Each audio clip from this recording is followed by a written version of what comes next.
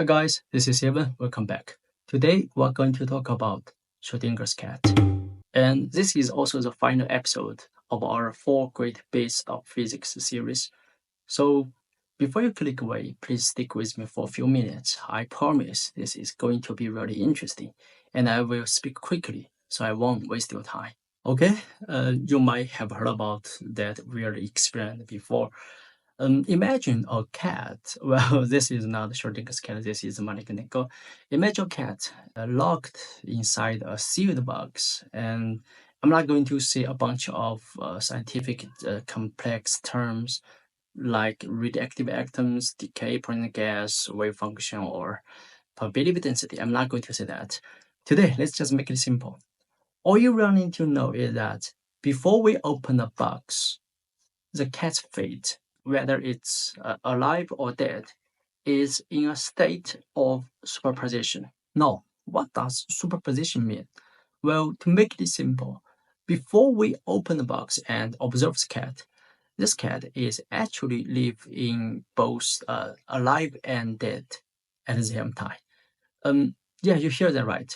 This cat is in a superposition of being both live and dead simultaneously.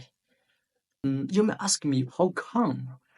Well, that is where the quantum mechanics gets really interesting.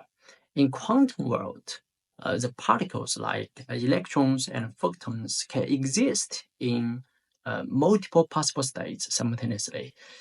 It's only when we observe them that they choose a specific state. So when we finally open the box, the cat's state collapse from this strange alive and dead superposition to one definite state, whether it's alive or it's dead.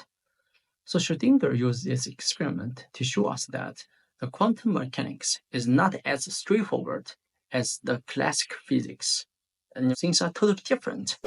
So what can we learn from that? Well, first, Schrödinger's cat teaches us that uncertainty is actually the norm in our world. Let's say in quantum mechanics, things are not usually set in stone until we observe them, which means that they could exist in multiple possible states anywhere. This might sound weird, but it's not that different from something we deal with every day. For example, investing. When you buy a stock, you cannot predict if it's going to shoot up or crash down. There is a lot of uncertainty. So smart investors know this, and that's why they use probabilities to guide their decisions. For example, they set the stop loss orders, diversify their portfolios, make calculated bets, knowing that they cannot predict every market move. So by understanding and accepting this uncertainty, we can make better choices without getting too stressed out over every little change. So the world is full of possibilities, and our job is to navigate through them with the best strategy that we can come up with. Next, Schrödinger's cat also teaches us that observation can actually affect the outcome. In that experiment, the cat's fate, whether it's alive or dead, is unknown until we open the box, which means that the moment we look, the probabilities collapse into one reality. So that's pretty interesting. Well, it's a reminder that having a positive mindset can influence the results in our daily lives. Let's say you are job hunting. If you approach an interview with a positive attitude, you're likely to come across as more confident, which can seriously boost your chance of landing this job. And you will behave, stronger, and you will naturally highlight your strengths better, and to make a better choices and better case for why you are the best fit for that role. Just like the observer in Schrodinger's experiment influences the cat's fate, your mindset can steer your future in a positive direction. So the way you perceive and react to the situations can shape the outcomes that you experience. Now that we've explored the mind-bending world of Schrödinger's cat, let's just take a step back and talk about the man behind the experiment, Erwin Schrödinger. And you might know him as a brilliant physicist, but he's more to it. He's also a deep thinker who crossed the boundaries between physics, biology, and philosophy. Schrödinger was not just content with revolutionizing quantum mechanics, he was also curious about the fundamental nature of life itself. So in 1944, he wrote a groundbreaking book titled What is Life? In this book, he introduced a concept that life feeds on negative entropy.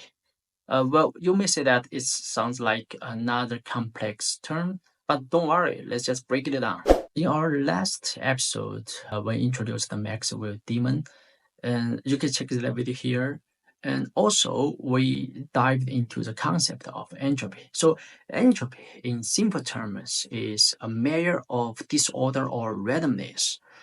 And according to the second law of thermodynamics, in a closed system, the entropy tends to increase over time, which means that the things naturally move from order to disorder. But life seems to go against this trend. You see, the living organisms maintain and even create order out of the chaos.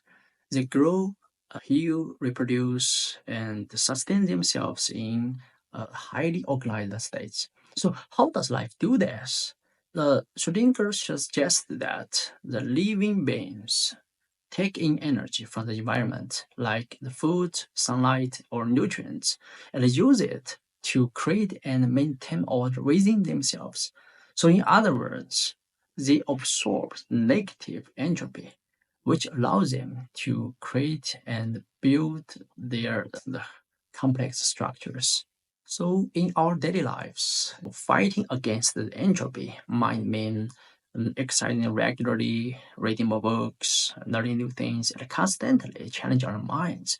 And these activities are absorbing the negative entropy for our personal growth. So, by working on ourselves, we can keep our lives from slipping into the chaos, and sooner or later we will have a bright future. We've just finished our journey through the four great beasts of physics, from Zeno's turtles, Laplace's demon, Maxwell's demon to Schrödinger's cat. And we dive into these fascinating concepts in physics that really make us think about how the world works. But we're not stopping here. Up next, we will have a brand new series about the ideas that change how we see the world and ourselves. And there may be the 4, 5 episodes, and I call this series the Cognitive Revolutions. So don't forget to subscribe and share with your friends. See you in the next video. Bye bye.